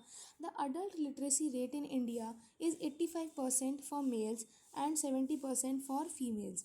2023 के डेटा के अकॉर्डिंग लिटरेसी रेट, यानी पढ़े लिखने वाला, ठीक है, कि कितने लोग शिक्षित हैं, वो कितना था? 85% था मेल्स के लिए, और 70% था फीमेल्स के लिए। यानी 85% मर्द जो थे वो पढ़े लिखे थे, और 70% महिलाएं जो थी वो पढ़ी लिखी हैं। ठीक। Despite progress in many areas, India faces challenges in developing human capital. इतना डेवलप हो जाने के बाद भी इंडिया को बहुत ज़्यादा सफ़र करना पड़ता है, क्या डेवलप करने में? ह्यूमन कैपिटल को डेवलप करने में। ठीक है। According to the economic survey of 2024, जो इकोनॉमिक सर्वे हुआ था 2024 में, उसमें क्या पता चला था? 65% of people in India are below the age of 35 years. यानी भारत के 100 में से 65% जो लोग हैं, उनकी उम्र कितनी है? 35 से भी कम है। ठीक। This means that India has a young productive population. अब भाई 35 साल से नीचे नीचे के जितने भी लोग हैं वो यंग ही हैं, ठीक है। यानी इंडिया के पास अच्छी खासी प्रोडक्टिव पॉपुलेशन है यंग लोगों की, विच में help the country read the benefit of demographic dividend. मतलब वो हमारी हेल्प करेंगे किसमें? डेमोग्राफिक डिविडेंड का मतलब क्या होता है? जहाँ पे यंग माइंड्स हो, यानी यंग लोग हो जो काम करते हों, ठीक है। तो डेमोग्राफिक डिविडेंड का मतलब हो गया कि एक रीजन में कितने यंग लोग हैं और कितने काम करने के लिए सक्षम हैं। The benefit of a country get when it has large number of young and working people. एक कंट्री का बेनिफिट, उसका फ़ायदा तभी होगा जब वहाँ पे यंग लोग होंगे और काम करने वाले मेहनती लोग होंगे। When more people are working and earning, जब ज़्यादा लोग कमा रहे होंगे, काम कर रहे होंगे, fewer people depend on them, तो क्या होगा, कम लोग होंगे जो डिपेंड होंगे। अब आप इसको ऐसे समझो, घर में चार लोग, मम्मी पापा भाई बहन, ओके। अगर सिर्फ पापा ही काम कर रहे होंगे तो वो जो तीन जने हैं, मम्मी और भाई बहन, वो सब किस पे डिपेंड हो जाएंगे, पापा पे डिपेंड हो जाएंगे। बर्डन किस पे, पापा पे। अब इसको दूसरी तरीके से इमेजिन करो, मम्मी पापा दोनों काम कर रहे हैं और भाई बहन, भाई बहन तो भी चलो छोटे हैं जब तक वो अडल्ट नहीं हो जाते, यंग नहीं हो जाते, ठीक। लेकिन मम्मी पापा अगर दोनों काम कर रहे हैं तो क्या किसी एक पे बर्डन पड़ेगा? नहीं। कोई सब लोग मिलके क्या एक ही जने पर डिपेंड होंगे? नहीं। तो यहाँ पे वही बता रहा है कि जब सब लोग काम करेंगे और सब लोग कमाएंगे तो लोगों का डिपेंड होना भी क्या हो जाएगा, कम हो जाएगा। और कंट्री जो है can grow business and improve the living standards. Obviously एक जने की तनख्वाह आ रही है और वहीं पर किसी के घर में दो जनों की तनख्वाह आ रही है, तो ऑब्वियसली लिविंग स्टैंडर्ड किसके सही होंगे? जिसके घर में दो जने की तनख्वाह आ रही है, ठीक। चलिए, to take advantage of this potential individual must have access to quality education. अब भाई, यंग बच्चा या कोई भी व्यक्ति काम कैसे करेगा? जब उसके पास कोई स्किल होगी, उसके पास नॉलेज होगी। वो कैसे आएगी? एजुकेशन से आएगी, ट्रेनिंग से आएगी, उसकी अच्छी हेल्थ से आएगी और उसके स्किल से आएगी, which would contribute two nations progress. और यही चार चीज़ें मिलके एक कंट्री को, एक देश को अच्छा बनाने में, उसको इम्प्रूव करने में हेल्प करती हैं, ठीक। चलिए, today there is a vast variety of job requiring different kinds of skill. आज की डेट में बहुत तरीके की जॉब्स हैं जिसमें अलग अलग स्किल्स की ज़रूरत पड़ती है। अब भाई कोई डिलीवरी वाला है तो उसको क्या बेसिक क्या है कि उसके पास, उसको बाइक चलानी आनी चाहिए, उसके पास फ़ोन हो, उनके पास बाइक हो, ठीक। ये बेसिक है। अब कोई पार्लर चलाती हैं, अगर कोई लेडी ब्यूटी पार्लर कर रही है, ब्यूटिशियन का कोर्स कर रही हैं, तो उनके पास क्या ज़रूरी है? क्या उनको बाइक चलाने की ज़रूरत है? क्या उनको खाना बनाने की ज़रूरत है? नहीं। तो हर एक काम के लिए अपनी अपनी एक अलग स्किल की रिक्वायरमेंट है और वो उस व्यक्ति के पास होनी चाहिए। India has had a rich legacy. India के पास अच्छी खासी एक क्या बोल देंगे संपत्ति है ऑफ स्किल बेस्ड नॉलेज, यानी यहाँ पे स्किल की कमी ही नहीं है। आप सोचो कितने कलाकार लोग हैं। आपने कभी अगर फॉल सीलिंग होते हुए देखा हो, या फिर वो जो ऊपर छत की दीवार पे जो वो नहीं बनाते, डिज़ाइंस बनाते हैं जिस पे पंखा हमारा घूम रहा होता है, वो देखा करो आप कभी कि वो कितनी ही नेक्स्ट लेवल स्किल होती है। ऐसे ही टाइल्स अगर किसी के घर पे लग रही हैं तो टाइल्स पे आप देखोगे जब वो लग रही होती है तो उसको कितने उससे सेट करना होता है, ठीक है, कितने प्रिसाइजली उसको सेट करना होता है। तो हमारे कंट्री में स्किल की कमी नहीं है, बिल्कुल कमी नहीं है। एंड वर्कमैनशिप, यानी लोगों को काम भी करना है, उनको अच्छे से वो स्किल भी आती है और उनके अंदर क्या है, नॉलेज भी है, ठीक है। चलिए, India's ancient skill heritage. During ancient times in India, work was a form of expressing their nature and striving for perfection. आप समझो पहले के समय में आपने भी सुना होगा कि काम तो हमारे टाइम पे करा करते थे, कि आप बोलते हैं ना कि आप तो काम बस काम करने के लिए कर रहे हैं, है ना, कि बस ज़बरदस्ती कर रहे हैं, कोई उससे इमोशन नहीं जुड़ा हुआ है, कुछ नहीं जुड़ा हुआ है। लेकिन पुराने समय में कोई भी काम हो रहा है, कोई भी चीज़ है, उसको लोग क्यों करते थे? अपने आप को एक्सप्रेस करने के लिए और परफेक्ट चीज़ देने के लिए, ठीक है। And offering to the deity, deity मैंने बताया था भगवान, ठीक है। तो एक किसी भगवान को ऑफ़र करने के लिए कुछ भी चीज़, जैसे वो फूल माला बना रहे हैं या फिर कुछ भी मूर्ति बना रहे हैं, तो किसको ऑफ़र कर रहे हैं? भगवान को। As the case may be, it had to be created और डन विद डिवोशन। मतलब कुछ भी पुराने टाइम पे आप देखोगे कुछ भी काम होता था तो भाई वो पूरे डिवोशन से हो रहा था, पूरी श्रद्धा से हो रहा था, ठीक है। बहुत ही उसमें लोग अपने आप को पूरा ऐसे झोंक देते थे कि भाई ये मेरा काम है और मेरे को इसे पूरी श्रद्धा से करना है, ठीक है। It had to be created, हम पढ़ चुके। The tools used were worship, जो भी टूल्स यूज़ होते थे उनकी पूजा होती थी। जैसे आप लोगों ने सुना ना विश्वकर्मा पूजा होती है, इन सब में क्या होता है, टूल्स की पूजा होती है। जो भी लोग वर्कर्स हैं, मतलब जो भी उसका लोहे का किसी भी वो मतलब स्किल बेस्ड इंडस्ट्री में जो भी काम कर रहे हैं वो उसकी पूजा करते हैं। अ ट्रेडिशन, ये अरे आ भी गया देखो नेक्स्ट लाइन में, a tradition continues as Vishwakarma Puja और Ayudha Puja, so creating product involve in a unique blend of kala, art and vidya knowledge, ठीक है। कला मतलब हमारी आर्ट और विद्या मतलब हमारी नॉलेज। तो इसमें दोनों तरीके की चीज़ें यूज़ करके एक किसी काम को किया जाता था पुराने समय में। Knowledge was passed on from generation to generation. अब सोचो कि आपने सुना है कि मतलब आपने देखे होंगे आसपास कोई कारपेंटर जो लकड़ी का काम करते हैं, उन्होंने बोला कि भाई मैं इस कॉलेज से डिग्री लेके आया हूँ कारपेंटर करने का, इस कॉलेज से मैंने कोर्स किया है, मैं तो गया था यूएसए गया था, वहाँ से मैं ये कोर्स करके आया हूँ। नहीं ना। आप कभी भी उनसे उनकी स्टोरी सुनोगे कि आपने काम कहाँ से सीखा, तो अब वो बोलेंगे, या तो बोलेंगे कि मैं किसी दुकान पे काम करता था, मैंने वहाँ से सीख लिया, या फिर वो बोलेंगे कि मेरे पापा भी यही काम करते थे, मैंने उनसे सीख लिया। तो यहाँ पे वही बताई जा रही है कि नॉलेज जो होती थी वो एक जनरेशन से दूसरी जनरेशन में ट्रांसफ़र की जाती थी। The Shilpa Shastras are ancient text that contain detailed design guidelines on sculptures, paintings, buildings, wooden items and jewelry। यानी एक बुक है जिसका नाम है शिल्प शस्त्रास। उसमें क्या है, बहुत सारी चीज़ों के बारे में लिखा गया है। स्कल्पचर यानी जो नक्काशी करते हैं, पेंटिंग, बिल्डिंग, वुडन आइटम्स बनाना, ज्वेलरी बनाना, इन सब के बारे में उसमें लिखा गया है। For example, text on sculpture prescribe exact specification regarding postures, colours, measurement and proportion of figures. वो बताते हैं कि कैसे बिल्कुल एग्जैक्ट प्रिसाइज चीज़ चाहिए होती है किसके लिए, किसी भी चीज़ को बनाने के लिए। तो उस बुक में हमें बताया गया है कि कैसे किन किन चीज़ों में क्या टेक्निक होती है, क्या यूज़ करके हम लोग इस चीज़ को कर सकते हैं। ठीक है, एक तरीके से वो मैनुअल का काम करती है। यूज़र मैनुअल होती है ना, किसी भी चीज़ को करने से पहले हम पढ़ते हैं, टीवी के साथ मैनुअल आती है, बुक आती है। ठीक। Generation of families of sculpture have worked on constructing Indian temples over centuries। बहुत सारे नक्काशी करने वाले जो हमारी जनरेशन्स थी पुरानी, उन्होंने अपनी पूरी जनरेशन की जनरेशन क्या करती थी, टेम्पल्स के निर्माण में अपना योगदान देती थी। They use their skill without expecting to see finished outcomes. वो अपनी स्किल्स का इस्तेमाल करते थे बिना और कुछ सोचे। दे परस्यूड एक्सीलेंस। धीरे धीरे करके उनमें बिल्कुल निपुणता आई, वो बहुत एक्सेलेंट हो गए इस काम में। Considering work as worship. उन्होंने अपने काम को ही अपनी पूजा मान लिया। By practising regularly and learning new techniques. बोलते हैं ना, कर्म ही पूजा है। ठीक है, यानी जो भी आप काम कर रहे हो वो अपनी पूजा की तरह करो। मतलब आप ये मत करो कि पूरा दिन लोटा घंटा लेके बैठे रहे, नहीं।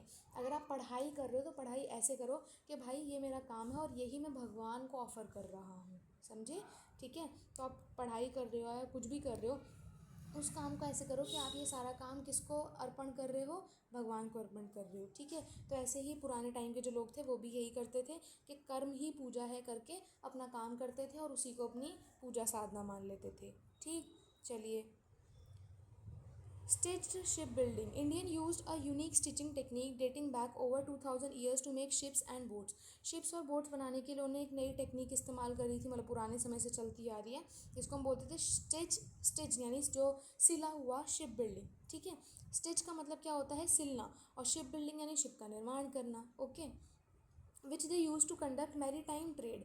ट्रेडिंग के टाइम पे जब एक जगह से दूसरी जगह जाना होता था तो पानी के माध्यम से जाते थे, तो उस टाइम पे कौन सी बिल्ड शिप्स का इस्तेमाल करते थे, स्टिच्ड, जो सिली हुई शिप्स होती हैं उनका इस्तेमाल करते थे। ठीक। This technique involve stitching wooden planks together. Wooden लकड़ी के जो प्लैंक्स होते हैं उनको साथ में सिल देना, बांध देना, यूजिंग कॉर्ड्स से या फिर नेल्स से, कीलों से। मतलब कीलों के बजाय किससे बांध देना, जो कॉर्ड्स होती है ना, मतलब ऐसे आप रस्सी मान लो या धागे बड़े बड़े जो मोटे मोटे होते हैं उनसे बांध देना। विच मेड देम फ्लेक्सिबल, जिसकी वजह से वो फ्लेक्सिबल भी रहे और मदद करी क्या, शिप्स को नेविगेट करने में in the Indian Ocean with ease. मतलब आसानी से इंडियन ओशन में उन्हें हम क्या कर पा रहे थे, नेविगेट कर पा रहे थे। ठीक।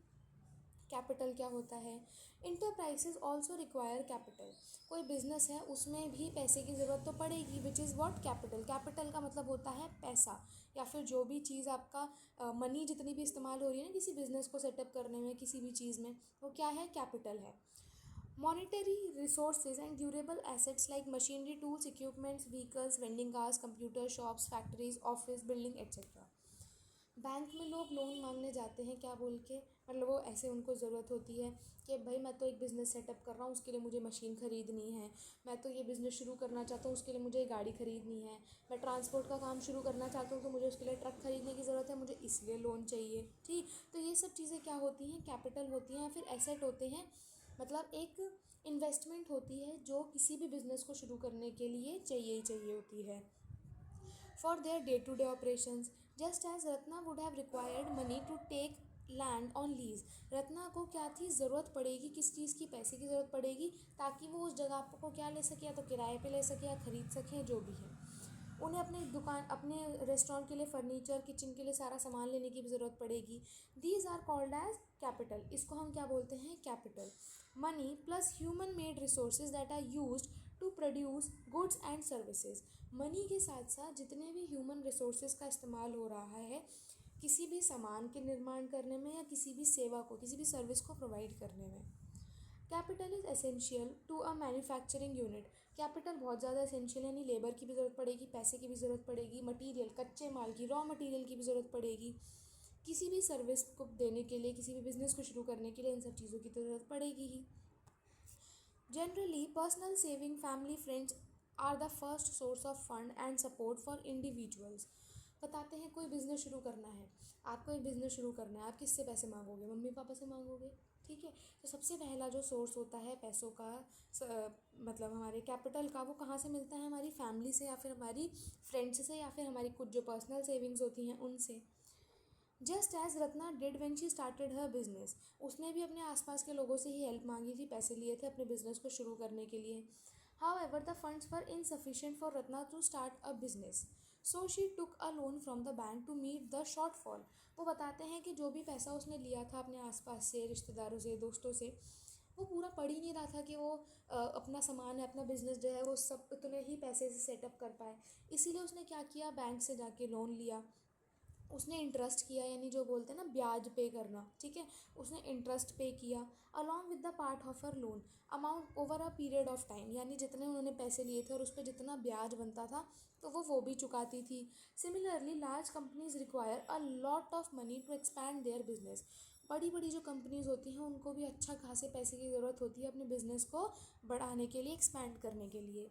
दे raise money from the general public. वो आसपास की पब्लिक से ही क्या करते हैं, मनी को जनरेट करते हैं।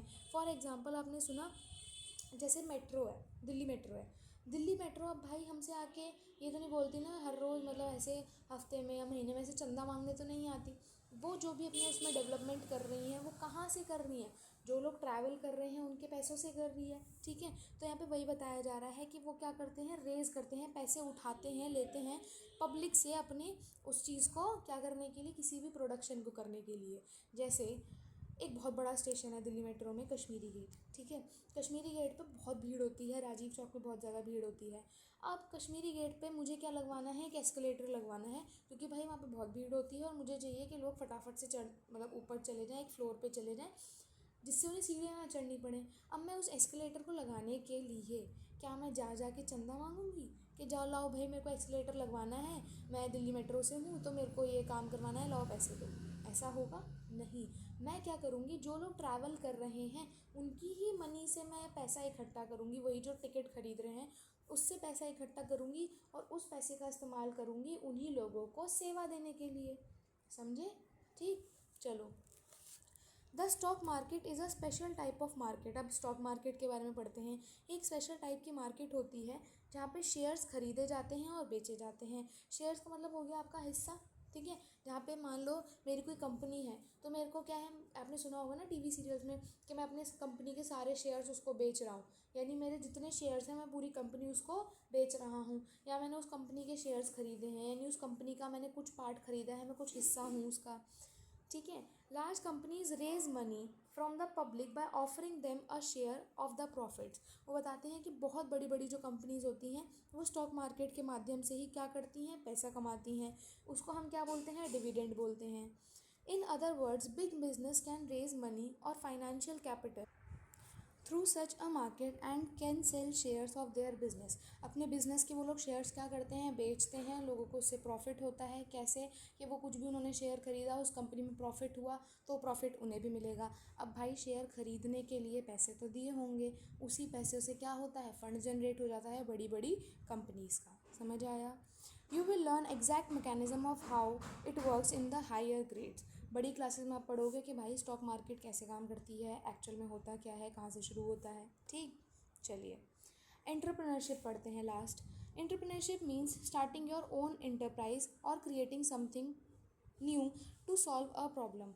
किसी प्रॉब्लम को सॉल्व करने के लिए या किसी भी चीज़ के लिए, अपने प्रॉफिट के लिए, इनकम जनरेट करने के लिए, एम्प्लॉयमेंट जनरेट करने के लिए, रोज़गार जनरेट करने के लिए हम किसका इस्तेमाल करते हैं, एंटरप्रेन्योरशिप का। यानी हम लोग खुद का बिजनेस सेटअप करते हैं, ठीक है। And entrepreneur is a person who comes with an idea. Entrepreneur क्या होता है, जो एक आइडिया लेके आता है कि भाई देखो ये जगह है, इस जगह पे ना मैंने देखा कि यहाँ पे मिट्टी के बर्तन नहीं मिलते, तो क्या करेगा, वो एक आइडिया लेके आया, उसका ये थॉट था, उसने ये ऑब्जर्व किया कि इस जगह पे मिट्टी के बर्तन नहीं मिलते, तो चलो एक काम करते हैं, यहाँ पे एक छोटी सी फैक्ट्री सेटअप करते हैं, यहाँ पे मिट्टी के बर्तन बनेंगे।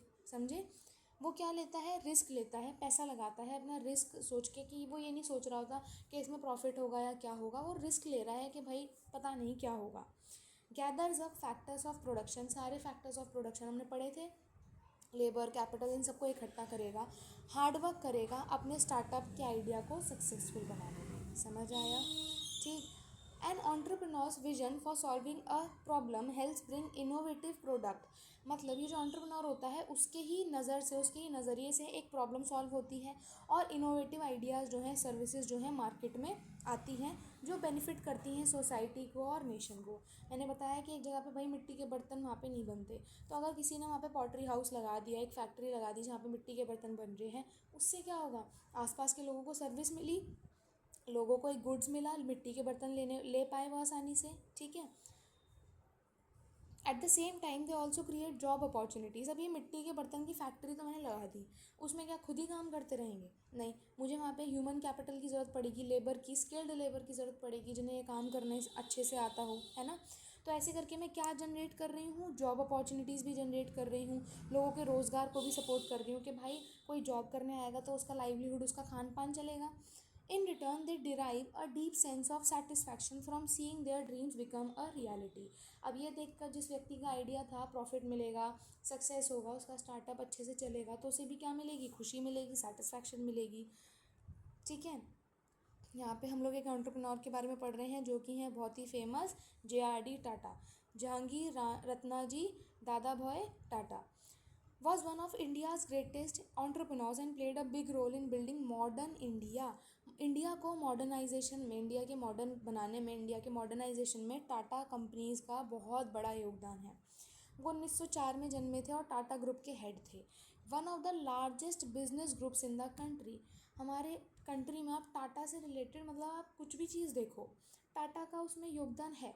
नमक आप खा रहे हो, टाटा सॉल्ट खा रहे हो, गाड़ियाँ हैं टाटा की हैं, डी मार्ट है, ये सब चीज़ें कुछ भी आप ले लो, ये सब चीज़ें किसके अंडर चल रही हैं, टाटा ग्रुप्स के अंडर चल रही हैं। ही believe that business should not only make money but also help society. इनका एक मोटो था कि भाई बिजनेस से सिर्फ पैसे ही नहीं बनने चाहिए, सोसाइटी की भी हेल्प होनी चाहिए। He started India's first airline, India की सबसे पहली एयरलाइन को भी इन्होंने क्या किया था, शुरू किया था, जिसका नाम था क्या, टाटा एयरलाइंस। 1932 में उसका नाम चेंज होकर क्या बन गया, एयर इंडिया। आज की डेट में जो एयर इंडिया सुनते हैं ना हम लोग, उसका पुराना नाम क्या था, Tata airlines. Under his leadership the Tata group expanded into many areas. उनके नेतृत्व के अंडर, लीडरशिप के अंडर हमने देखा कि टाटा ग्रुप बहुत सारी जगहों पे क्या किया, एक्सपैंड किया। स्टील में, कार में, पावर में, केमिकल्स में, हर चीज़ में टाटा ने अपना योगदान दिया। JRD Tata was also known for caring about his worker and believed in providing them with good working conditions. JRD Tata इसलिए भी फेमस थे, वो उनको ऐसा माना जाता था कि वो अपने सिर्फ काम ही नहीं निकलवा रहे हैं लोगों से, जो लोग उनके अंडर काम कर रहे हैं वो उनकी मदद भी करते हैं, उनके लिए बहुत ही सॉफ्ट कॉर्नर रखते हैं, उन्हें अच्छे से, उन्हें सारी सर्विसेज प्रोवाइड करते हैं with good working conditions. Good working conditions का मतलब ये नहीं कि भाई मज़दूर रख लिया तो उसको बिल्कुल ही, उसकी बिल्कुल ही मतलब बुरी हालत कर दी, मज़दूरी बहुत ज़्यादा करवा दी, नहीं, ये उसकी वर्किंग कंडीशंस को भी अच्छे से रखने का ध्यान रखते थे। He was a man of vision, उनका एक विजन था, उनका एक क्या बोलेंगे, सोच थी। उनका हार्डवर्क भी बहुत तगड़ा था, ऑनेस्टी, वो बहुत ही ईमानदारी से काम करते थे। इन 1992 he received the Bharat Ratna, India's highest civilian award. India का सबसे बड़ा सिविलियन को, मतलब हमारे जैसे आम नागरिक को मिलने वाला जो सबसे बड़ा पुरस्कार है वो कि कौन, जो कि कौन सा है, भारत रत्न। उन्हें 1992 में वो भी मिला था। क्यों? क्योंकि उन्होंने जो सर्विस दी थी, उन्होंने जो काम किया था, किसके लिए, नेशन के लिए, देश के लिए। समझ आया? ठीक है, आगे चलते हैं। Technology and enabler of production. Technology means the application of scientific knowledge. अब टेक्नोलॉजी क्या है, साइंस ही तो है, कंप्यूटर सब कुछ है technology. For example a camera converts light into electrical signals. एक कैमरा जो है वो लाइट को कन्वर्ट करके क्या बना देता है, इलेक्ट्रिक सिग्नल्स में बना देता है, ताकि क्या बन सके, डिजिटल इमेज बन सके। ये क्या है, टेक्नोलॉजी है। Any production related activity uses some form of technology. कोई भी प्रोडक्शन से रिलेटेड चीज़ है उसमें टेक्नोलॉजी का इस्तेमाल हो रहा है, मशीन इस्तेमाल कर रहे हो, टेक्नोलॉजी ही तो है। Some early forms of technology that have existed since ancient times are still in use today. कुछ पुराने टाइम की टेक्नोलॉजी जो पुराने समय में यूज़ होती थी वो हम आज भी इस्तेमाल कर रहे हैं। Newer and advance technological development are applied in various areas making our lives easier. आज से 25-30 साल पहले अगर आप जाओगे तो आपने सुना था कि भाई कोई, मतलब आपने इंडिया में सुना था कि भाई क्या बोलते हैं, बहुत ही मॉडर्नाइज जो है वो पोछा आया है स्टैंड वाला। नहीं ना। आज की डेट में हम देखते हैं कि हर घर में हमें देखने को मिल जाएगा कि स्टैंड वाला और वो वाइपर वाला जो पोछा होता है, जिसमें एक बकेट होती है और साइड में ड्रेन करने वाला होता है, उसको हम ऐसे प्रेस करते हैं तो पूरा उसका सर्कल घूमता है और वो पूरे पोछे को जो है सुखा देता है। क्या है ये, टेक्नोलॉजी है। इसने हमारे जीवन को क्या बना दिया है, आसान बना दिया है। जैसे इसने एग्जांपल दिया है, payments can be made at a click off button through UPI. आज की डेट में हम यूपीआई से किसी को भी कहीं पे भी पैसे भेज सकते हैं। Farmers can get advance weather update. उन्हें अब वेदर अपडेट तुरंत मिल जाती है, पहले ही मिल जाती है कि भाई बारिश होने वाली है, क्या होने वाला है। ग्लोबल पोजिशनिंग सिस्टम यानी जीपीएस का भी इस्तेमाल हम लोग देखते हैं। Can discover the shortest route. GPS क्या करता है, गूगल मैप होता है ना, वो हमें क्या करके दे रहा है, शॉर्टेस्ट रूट बता दे रहा है, किस जगह पे ट्रैफिक है वो बता दे रहा है ना। Have you noticed how old technology get replaced by a new better one? This process makes it easier for people and business to get things done and improve how they work. ये जो पूरा process है वो लोगों को और business को help करता है काम को कंप्लीट करने में और इम्प्रूव करने में। Instead of sending letters by post, letters भेजने के बजाय आज की डेट में हम क्या करते हैं, ईमेल भेजते हैं, व्हाट्सएप मैसेज करते हैं, टेक्स्ट मैसेज करते हैं, और बिना ही किसी दिक्कत के और कम कॉस्ट में हमारा मैसेज जो है दूसरी जगह पहुंच जाता है। However, remember that technological progress does not always mean replacing old technologies. वो बताते हैं कि टेक्नोलॉजिकल एडवांसमेंट का मतलब ये नहीं है कि पुरानी टेक्नोलॉजीज़ को फेंक दिया जाए, नहीं। Some pulleys wheelbarrows are still in use. कुछ पुली यानी खींचने वाला, व्हील बैरोज यानी जो वो होता है ना चरखा चलाने वाला, तो जो बोलते हैं ना चाक चलाई है, ठीक है, सर्कल सा जो होता है वो सब चलाने वाला, ये सब चीज़ें आज भी इस्तेमाल होती है, ठीक है। जैसे अब यहाँ पे हम पढ़ रहे हैं technological paving, technology paving the way for accessing knowledge. मतलब टेक्नोलॉजी कैसे रास्ता बनाती है किसके लिए, नॉलेज को आने के लिए, स्किल्स को आने के लिए और जॉब अपॉर्चुनिटीज़ को आने के लिए। A variety of online courses are available to student through government platforms like Swayam. Swayam एक गवर्नमेंट प्लेटफॉर्म है जिसके माध्यम से सरकार हमें स्किल्स नॉलेज दे रही है किसी भी चीज़ के बारे में। Which offers courses for grade 9 onwards and operate on massive open online courses through MOOCs, through which learners can explore subjects like robotics, aquaculture, textile painting, textile printing and so on. यानी बहुत ही छोटी से छोटी skill से लेके बड़ी से बड़ी स्किल तक सब चीज़ों के बारे में इस साइट पर हमें पढ़ाया जा रहा है। Students benefit from learning at their own pace from anywhere. मतलब कोई भी अपने घर पे बैठ के कहीं पे भी कैसे भी किसी भी हालत में बैठ के उस स्किल को सीख सकता है।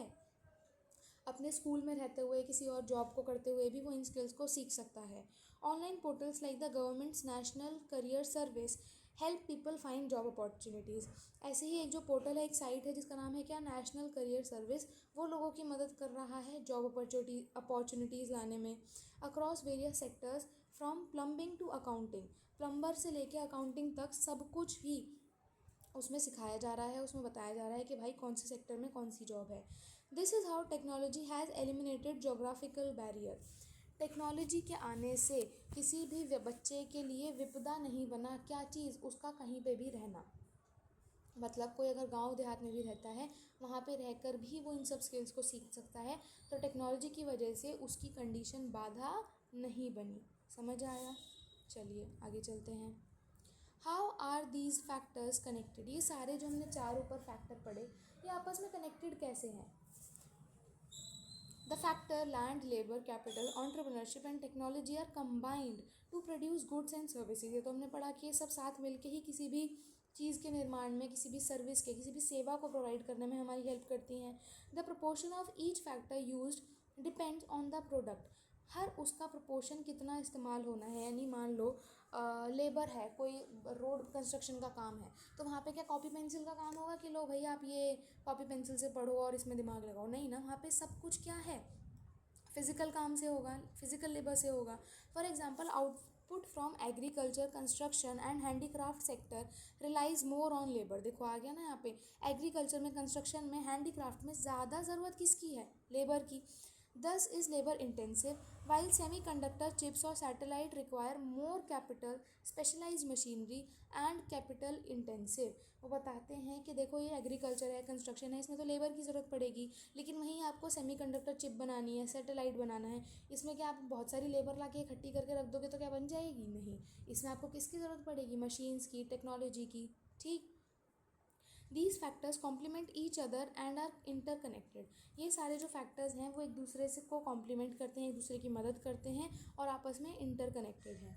इन केस ऑफ सम मिसिंग और misuse factor, production can become inefficient और बी हॉल्टेड। हॉल्टेड मतलब हो जाता है रुक जाना, और इनएफिशिएंट मतलब उसका कोई काम नहीं होगा, एफिशिएंट यानी वो प्रभावी नहीं होगा। ठीक है। अब ऐसे समझो मेरे को खेती करनी है, खेती के लिए भाई मुझे अपने खेत में लेबर भी लगाने पड़ेंगे। अब अगर लेबर ही नहीं होगी तो मैं बहुत सारी ज़मीन खरीद के रख लूँ, कुछ फ़ायदा है? नहीं है। ठीक। In other cases new techniques can change the proportion and used output. वो बताते हैं नई टेक्नोलॉजीज़ की वजह से इसमें चेंजेस तो आए हैं। जैसे एक खेत की जुताई करने के लिए, यानी उसमें इरिगेशन के लिए, उसको अच्छे से करने के लिए मुझे पहले ज़रूरत पड़ती थी लेबर की, लेकिन अब मैंने उसमें बहुत तगड़ा इरिगेशन सिस्टम टेक्नोलॉजी की मदद से इंस्टॉल करवा लिया है, तो क्या मुझे अब उतनी ही लेबर की ज़रूरत पड़ेगी? नहीं। तो यहाँ पे वही बता रहा है कि मशीन का ज़्यादा इस्तेमाल होना क्या करेगा, हमारी हेल्प करेगा lower the dependence on labour. यानी मशीन पे अगर हम डिपेंड हो जाएंगे तो हमें लेबर पे डिपेंड कम होना पड़ेगा। ठीक है। 3D printing can help revive the dying art forms in textile by producing handloom products. वो बताते हैं 3D प्रिंटिंग जो होती है उसके माध्यम से हम पुरानी एंशियंट जितनी भी कला है उसको हम आज की जीवनी में ला सकते हैं on large scale to serve the market. ठीक है। बांधनी की साड़ी है जी, गोटा पट्टी वाली साड़ी है, बनारसी साड़ी है, क्या है, पुरानी ही आर्ट फॉर्म्स हैं, टेक्निक्स हैं जो आज भी क्या हो रही हैं, इस्तेमाल हो रही हैं। The production inputs are available at different geographic locations. जो प्रोडक्शन इनपुट हैं वो बहुत सारी डिफरेंट जोग्राफिक लोकेशंस पे हमें देखने को मिलते हैं। Enterprises can procure them from various locations and combine inputs to produce goods and services. ये सब चीज़ें मिलके क्या करती हैं, गुड्स एंड सर्विसेज को प्रोवाइड करवाने का काम करती हैं किसी भी स्पेसिफिक लोकेशन में। Okay. A geographic interconnectedness provide business with access to varied inputs. However, production activities sometimes face severe supply chain changes. मतलब बताते हैं प्रोडक्शन एक्टिविटीज़ से हमें देखने को मिलता है कि बहुत सारे सीवियर चेंजेस भी और चैलेंजेस हमें देखने को मिलते हैं। भाई बहुत बड़ा बिजनेस है, अलग अलग तरीके के लोग यूज़ हो रहे हैं, लेबर है, कोई ट्रांसपोर्ट के लिए है, कोई रॉ मटेरियल मुझे ला के दे रहा है, तो बहुत सारे चैलेंजेस भी फेस करने पड़ेंगे। The supply chain is a network of individual, organization, resources, activities, technology that are involved in the production of sale and goods। मैंने वही बताया ना अभी आपको कि किसी भी बिजनेस में एक ही व्यक्ति तो काम नहीं कर रहा है, कोई कच्चा माल ला के दे रहा है, कोई टेक्निकल चीज़ देख रहा है, किसी को मशीन का ठीक करना आता है, कोई उस मशीन को ऑपरेट करना जानता है, कोई पैकिंग में इस्तेमाल कर रहा है, फिर कोई उसे ट्रांसपोर्ट में हमारी हेल्प कर रहा है। ठीक। तो ये सब चीज़ें यहाँ पे होती हैं। व्हेन अ डिसरप्शन होता है रोक टोक होना या फिर बीच में से रुक जाना of supply chain occur due to relying on sources from far off places. अब मान लो मुझे अपने आसपास के लोकल एरिया में न्यूज़पेपर बंटवाने हैं, तो मैं डिपेंड करूँ कि भाई कोई लंदन से आएगा और न्यूज़पेपर यहाँ बांटेगा रोज़, ऐसा पॉसिबल है? नहीं है। इसीलिए वो बता रहे हैं कि जब हम लोग अब बहुत दूर दूर के उस पर डिपेंड हो जाते हैं कि भाई यही ये काम करेगा, मैं उसी जगह से काम कराऊंगी, तो हमारी जो सप्लाई चेन है उसमें हमें डिसरप्शन यानी उसमें रुकाव हमें देखने को मिलता है। It result in halt of the production, यानी प्रोडक्शन जो भी हमारा हो रहा है उसमें हॉल्ट हो जाता है, रुक जाता है वो। As was the case during the कोविड-19 पेंडेमिक। उस टाइम पे देखा था आपने, ट्रांसपोर्ट नहीं हो पा रहा है किसी भी चीज़ का, तो कुछ नहीं हो पा रहा है, तो हमारे पास कितनी कमी थी चीज़ों की। ठीक। चलिए, human effort is involve at every stage of production. व्यक्ति के एफ़र्ट की ज़रूरत हमें हर स्टेज ऑफ प्रोडक्शन पे पड़ती है। किसी जगह पे डिज़ाइन करने की, किसी जगह पे सुपरवाइज़ करने की, देखने की, इम्प्रूव करने की प्रोडक्ट्स को, या फिर उस पूरे को प्रोसेस करने की। ठीक है। For example, team of software, electrical and mechanical engineers along with project manager use their expertise। अपने काम का, अपनी कला का वो इस्तेमाल करते हैं। क्या एक्सपर्टीज़ का इस्तेमाल करते हैं? To develop a product. Mechanical engineer, software, electrical engineer, ये सब अपना दिमाग लगाते हैं किसी भी प्रोडक्ट को डेवलप करने में। An entrepreneur provides guidance on how resources should be used. और एंटरप्रेन्योर क्या करता है भाई कि वो बताता है कि रिसोर्सेज को, पैसे को, लेबर को कहाँ पे कितना यूज़ करना है। प्रोक्योरिंग रिसोर्सेज, लाइक रिसोर्सेज इकट्ठे कर लिए, कौन कौन से? फैक्ट्री, लैंड, स्पेस, सब कुछ, मशीनरी तुमने इकट्ठी कर ली, स्किल्ड लेबर भी तुमने इकट्ठे कर लिए, फाइनेंशियल रिसोर्सेज भी आ गए। ये सब मिलके together all these inputs are essentially, सारे इनपुट्स ही बहुत ज़रूरी हैं। Working like puzzle pieces to create good services we rely on. वो बताते हैं कि हमें ये छोटे छोटे पजल पीसेस जो होते हैं इनको इकट्ठा करना होता है, और उसी के माध्यम से हमें क्या देखने को मिलती हैं? अच्छी गुड्स एंड सर्विसेज देखने को मिलती हैं। Responsibilities towards factors of production. अब हमारी क्या रिस्पॉन्सिबिलिटी है? When we produce goods, we use natural resources like land, water, mineral। जब भी हमें कोई भी नेचुरल रिसोर्सेज हम इस्तेमाल करते हैं, क्या क्या हैं? Water, mineral, land. ठीक है। However, these resources are limited and can be degraded if we are not careful। Obviously, water जो रिसोर्स है वो भी हमारे पास कम मात्रा में ही है, लिमिटेड मात्रा में ही है। In Tamil Nadu many people earn money by working in leather factories. बताते हैं कि तमिलनाडु में लेदर की फैक्ट्री में, चमड़े की फैक्ट्री में काम करके लोग बहुत पैसा कमाते हैं। This help people local economy. मतलब क्या करते हैं? वो बता रहे हैं कि हर कोई वहाँ पे जो है, मैक्सिमम पॉपुलेशन जो है वो क्या कर रही है भाई? ज़्यादातर लोग लेदर की फैक्ट्री में काम कर रहे हैं, तो उससे क्या हो रहा है? उनके पास पैसे आ रहे हैं। But the waste from these factories can pollute river and soil. अब भाई वो लोग काम तो कर रहे हैं, उन्हें रोज़गार मिल रहा है, उनका घर चल रहा है, सब कुछ है, पर नेचर को क्या मिल रहा है? नेचर को पॉल्यूशन मिल रहा है, रिवर पॉल्यूट हो रही है, सॉइल पॉल्यूट हो रही है। In the same way when old smartphone are not recycled properly. जब पुराने स्मार्टफोन पूरी तरीके से रिसाइकल नहीं हो पाते हैं, उनके जो हार्मफुल सब्सटेंसेस हैं जैसे कि लेड, मरकरी, ये सब क्या होते हैं? ग्राउंड में लीक होते हैं, पानी में लीक होते हैं और उसे पॉल्यूट करते हैं। This pollution can be dangerous for people, animals and plants. सबके लिए बहुत ज़्यादा क्या है? डेंजरस है। That is why it is important for producers. इसीलिए इम्पॉर्टेंट है किसके लिए? प्रोड्यूसर्स के लिए, कि वो नेचुरल रिसोर्सेज का ही इस्तेमाल करें, but responsibly, so that we can meet our needs without making it harder for future generations to meet theirs। वो बताते हैं कि हमें अपने रिसोर्सेज का इस्तेमाल अपनी ज़रूरत के हिसाब से ही करना चाहिए, ताकि आगे वाली जनरेशन, हमसे आने वाली जो जनरेशन है, उनके लिए ज़रूरत की चीज़ों की कमी ना हो जाए।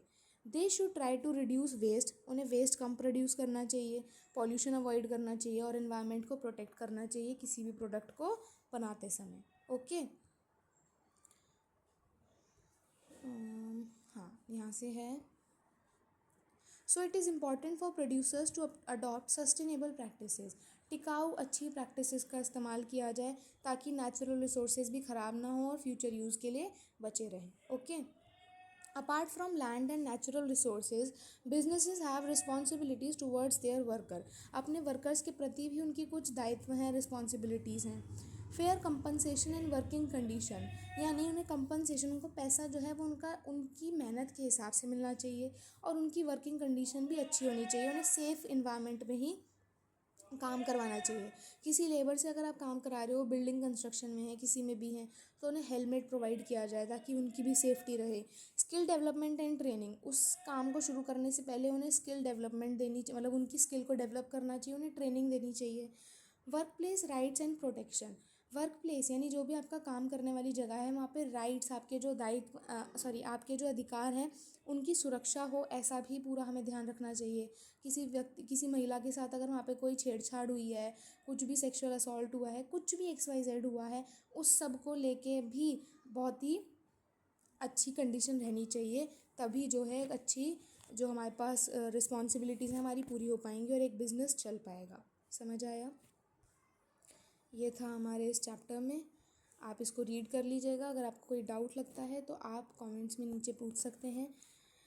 चलिए।